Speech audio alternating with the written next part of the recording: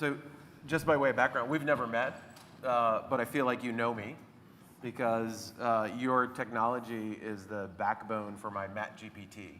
So I thought it would be fun, just given the role that these kind of persona-based LLMs are playing, to get you up on here, as an entrepreneur building these technologies and get some perspective. So first off, thank you for being here, and thank you for the technology that you're building.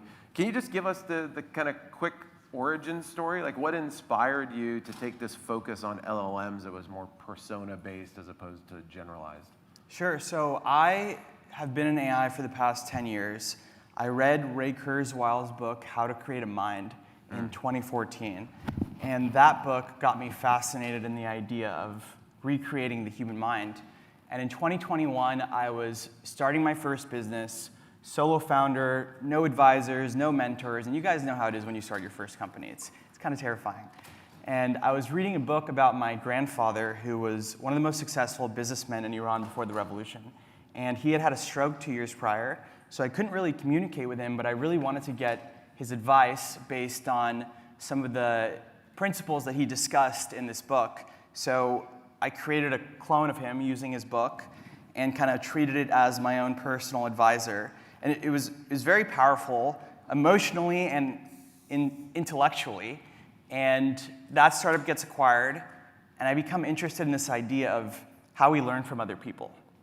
And how the only ways to do that right now are passively. Read books, watch YouTube videos, listen to podcasts. And on the other side, we've always tried to scale our thoughts and ideas. When we came up with the printing press and the radio, we could all of a sudden reach millions, billions of people, but we lost the bidirectionality that usually leads to connection. So with Delphi, we enable many to one for the first time, which is personal touch at scale. And I think it's important because, you think before the AI days, we had Wikipedia, and we still read books, we still watch YouTube videos, we still listen to podcasts, we follow people on Twitter, and I think psychologically, humans trust things that come from other humans. So similarly, if today ChatGPT is like Wikipedia, Delphi, or LLMs based on individual people, are the books that provide that layer of trust. Excellent, cool. Fascinating. How does the persona-based LLMs, how are they different from the LLMs that we encounter via ChatGPT or the more generalized? Like, I don't want you to give away trade secrets, but sure. Like, how do you build the persona-based element around what have been, overly generalized technologies? So I think LLMs on their own don't really have a good ontological understanding of the world. And I think whenever there's an abundance of something, humans normally swing to the other side of the curve where they appreciate curation. And so LLMs based on people, we try to create an ontological understanding of your worldview, your opinions on different things, and it provides the curation and trust capital that leads consumers to engaging with it more the same way they would engage with a book more than they would read a Wikipedia page. Interesting. Do you think, from that trusted perspective, are there bounds on the level of trust that you can kind of authorize to an LLM like that? Like, what are some of the risks of trusting it too much? And I'll give you a specific use case in a second. So we have doctors and financial advisors and therapists on our platform. So you can imagine there is a lot of fear. Did their lawyers sign off on it? There is fear. We spent the first year of the company building guardrails to prevent hallucination, to really ground it on the information. There's obviously issues. You saw this kid who was talking to a character on Character AI, and he committed suicide, unfortunately. And there's kind of this distinction between, like, is this an actual person that you should be forming a relationship with, or is it just a new form of content where a book is an artifact of someone's mind where you're consuming their thoughts passively, and now there's a new kind of artifact called a clone where you consume their thoughts interactively, and you don't necessarily need to see it as a conscious being. If we were to apply that technology to, say, like, national leader of a foreign country, what would be some of the risks? Like, despite the guardrails, like what concerns might arise in your mind as an entrepreneur, trying to create this for that type of use of a persona? So we've already seen the result of hyper-personalized ads and how that can change people's opinions. And so we don't support politicians anymore. Got into a bit of trouble at some point. But if a politician or a leader were to have a clone that they could send to every single citizen in their country and be hyper-personalized to them and form a relationship with them such that they kind of build a cult-like following, that's potentially a risk that I see. What if we take it, with this audience, we think a lot about the national security, national strategic. What if I built a Putin clone and I asked it, what would you accept by way of negotiation for stability with Ukraine? Like, what concerns would you have around that type of use case? So we only let people create clones of themselves. They have to submit a photo ID, and I manually verify every person now. It's not going to scale at some point, but there will continue to be deep fakes and fake chatbots. We're thinking a lot about how we can watermark the voice, video, and text that come from these LLM-based personas so that okay, this is associated with the actual person versus this is a fake chatbot from some other website. Do you encounter that now? I know, like, in my context, not a celebrity, but there are celebrities on the platform. Do you find folks interacting with their clones to facilitate like fraud and things of that sort? Because like even mine, although it has limited voice sampling, it does a pretty good job of replicating my voice. So I could see somebody saying, like use the clone to create an endorsement of a product or a platform and then introduce that audio. Do you see that use case? Has it emerged in your platform yet? People have tried. They have not been successful. Okay. The one thing that we do think about, so we don't allow you to upload your emails or SMS into your clone. And we used to allow this, and someone trained their clone on their emails, and they got super mad at us because like my clone is telling people my private information and my social security code. I was like, dude, like of course you trained your clone on your emails. And there's this concept called an AI firewall where you can make your model better at a specific thing without exposing private information. So that's a problem that I'm excited to solve because we can make the LLM persona understand you a lot more without risking it sharing your private information with other people. So you're building an additional kind of layer in there, Yeah. firewall. What's the practicality? Is that another LLM that serves as the firewall, or like what's the basis for the technology that enables that AI firewall? It could be another LLM that serves as a firewall. It could be some system that understands who are you talking to, and are they someone that should know this information? So I may have a clone for my great-grandkids one day, and they may have access to different kind of information that my investors or customers have with my business-facing clone. I'd love to get some kind of real-life practical examples of use cases. You talked about in general terms folks on the platform, but what are some that we might recognize? Sure. That fall into that kind of celebrity or influencer that have clones that are out there that you've had to navigate the complexities of building a clone for a famous person? Sure. I mean, I'll start with the non-famous people because I even think those are very interesting. We have some people who speak at conferences like this, and they don't always have time for Q&A. So at the end, they'll put a QR code of their clone on stage, and people will call and ask questions, and they'll get notified if someone interesting talks to their clone. Okay. So that helps them prioritize, okay, these are interesting people. So it's that like I should lead talk gen. Yeah, it's lead gen in a way, but it also makes sure that the person who's actually getting in front of you has commonality of ideas. Another example is, we have a soccer coach who just published a book where at the end of every chapter there's a QR code to his clone discuss the chapter. It's a new way of learning. Matthew Hussey is this dating coach with like 2 million followers, and he normally charges $1,000 an hour for a 1-hour coaching call. And now Coaches people on dating. This is dating, to get advice on dating. And now he charges $40 a month for unlimited usage, and he's made over $500,000. And people are calling his clone for 4 to 6 hours at a time. 4 to 6 hours, wow, okay. And then we had the Ayn Rand Foundation and the Napoleon Hill Foundation reach out to us to preserve the legacy of these two people so that people can continue to engage with their ideas and learn from them. So I think those are good, and I'll add one more. My clone probably saves me about 1,000 emails a week.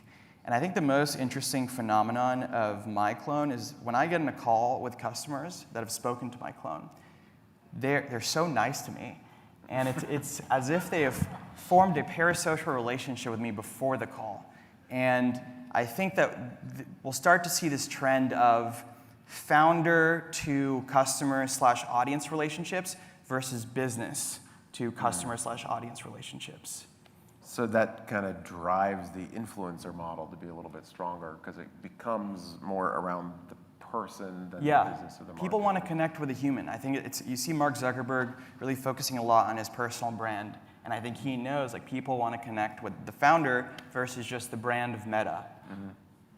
Interesting. I know, from the early days of the Facebook, it was a struggle for him even to accept security because he liked being interrupted by people on the streets of Palo Alto. So I think that's kind of in his DNA. Yeah. I'm saddened to learn that maybe when we're emailing, I'm not interacting with you, but your clone. But so you described that you send people to the clone in advance. It saves you all these emails. Are you actually using it in responsive email, or are you using it as a precursor to conversations with people in real life? Pre and post. So it's on the website, in the product. Mm-hmm. People are asking questions, and I'll get notified if my clone is unable to answer a question. Mm-hmm. Or I'll get notified whenever someone tells my clone, hey, Dara, this sucks. So I can reach out to them and prioritize them in my time. Okay. Cool. I didn't know I could use your clone as a ticketing system. So you can. Actually, you can. They're very, very responsive as early stage. I respond to your emails you myself. respond all I the promise. time. I promise. No, I see it. It's been, definitely fascinating for me to kind of learn through this process and the use cases. There's a lot of unanticipated use cases of people that interact. And I just did this for fun. Like you and I were on a call actually because I'm on a board of somebody who has a celebrity that wanted to create a clone, and it turned out he was not a really great use case. But then we started talking. I'm like, oh, I would love to try this, and it's surprising to me. What has surprised you most about your own clone? I mean, I think the biggest surprise is how many people talk to it and how long they talk. I'm not even like a famous person, and so, I think an 80-year-old man called my clone for an hour last week, talking about how he was getting old and wanted to preserve himself for his grandchildren, which was actually quite sad. But it's people viewing this as a new form of engaging with thoughts. It's fully getting adopted, and then the higher NPS of my customers as a result of my clone being in the product. I think if it was just like a generic Delphi chatbot, it would not have the same effect. And also reporters and journalists just video calling my clone and quoting me instead of actually reaching out to me. Oh, really? Okay. Which I'm fine with because my clone is very good, so I mean, it's great. So you trust it? I trust it, yeah. I did have mine, do an interview for me, and I don't know if you're here this morning, I talked about how for our OODA Almanac, which is kind of one of the documents I invest the most of my time in every year, my MatGPT wrote 25% of it. And even my closest colleagues couldn't tell what 25% was actually written by it. So it does a great job of, and that's the part that I find fascinating, and you talked about a bit kind of encompassing the persona. It uses similar analogies, it reframes problems the way that I've reframed it, like it articulates, using some of the language constructs, et cetera. So it does give that feeling that you're interacting with a representation of the person that you just don't get if you're interacting with kind of one of the more generalized. And yours has a lot of data. You have I know. a ton. I apologize for that. Knowing what you charge me for per month and the cost probably on the back end. But it was an interesting use case because I think with mine I took a little bit different perspective in that I said, okay, there's all this stuff that is Matt, right? And I think we've talked about this use case for a couple other people like General Mattis and other folks that I've put you in touch with. Where there's me, right? But then there's what has influenced me. And yes. I had done a good job of spending 20 years collecting the documents from trusted sources of what influenced me. Are there other people that are taking that similar model where the clone has the benefit of knowledge outside kind of my direct articulation or my direct writing? Yeah, so when you're uploading data, there's this distinction between biographical information and encyclopedic information. And biographical information is your own experiences, and encyclopedic is like if you read a book that informs your worldview.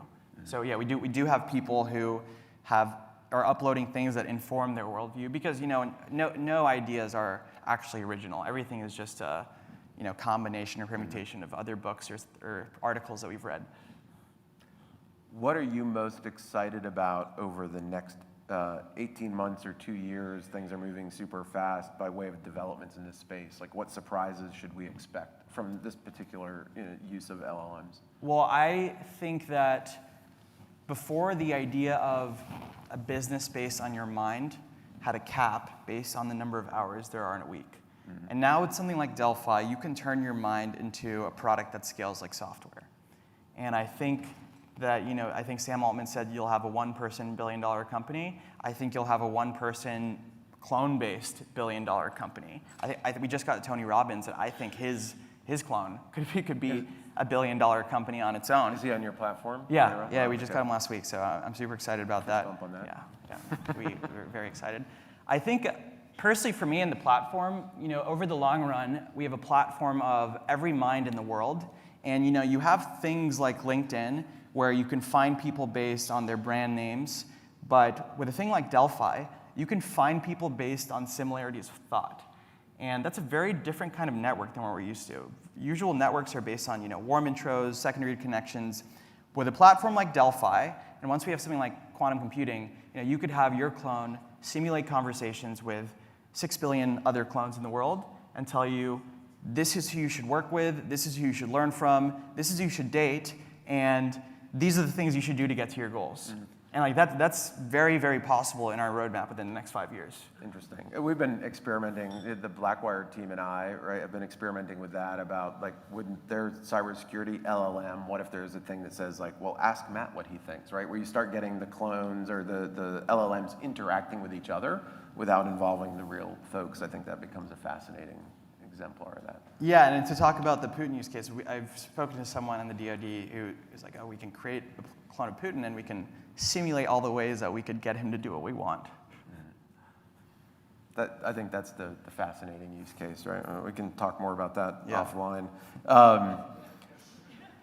So just a couple more questions, and I know we're going to move to break. And I appreciate you being here. I have no stake in your company. We hadn't met. We've interacted hundreds of times over email. But the technology is so fascinating, and the output, right? Like it's crazy to me that I can pay a subscription to a site and upload this content, and all of a sudden kind of step into this magical world that helps reframe for me.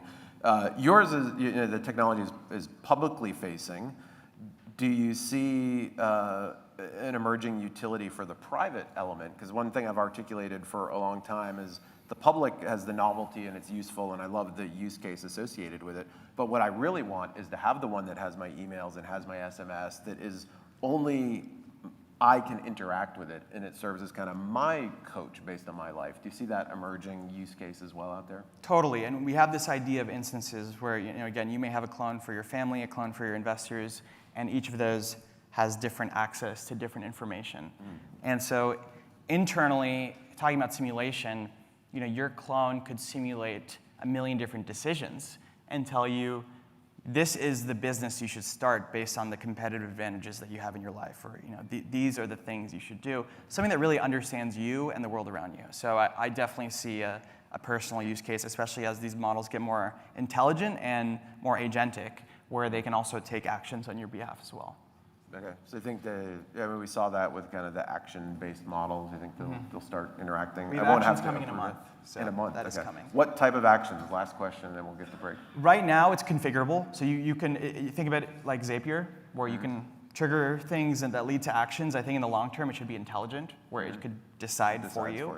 And eventually, you will trust it more and more, and it can make decisions on your behalf. I'll add one more thing, because I'm sure this is a thing that's top of mind. It's always top of mind for our customers, is about data privacy and security. A lot of people are worried that a lot of these big AI companies are going to train their data to build better models, and they're going to lose what's uniquely theirs. And I think a stance that we took pretty early on in the company is, you own your data. We don't share it with any other providers. We don't use it to train models, stored in a private index, and can be deleted at any time. And I think that's a stance that has helped us a lot. and I think it is a stance that will continue to be on the right side of history. Even though there are no direct laws about it right now, I think there will be. Well, thank you for that. And it's a kind of the self-sovereignty play that we've been talking about at these events for a while, where I want to own my own data and the use and the monetization of that. Dara, thank you so much for joining us. Fascinating conversation. Thank you.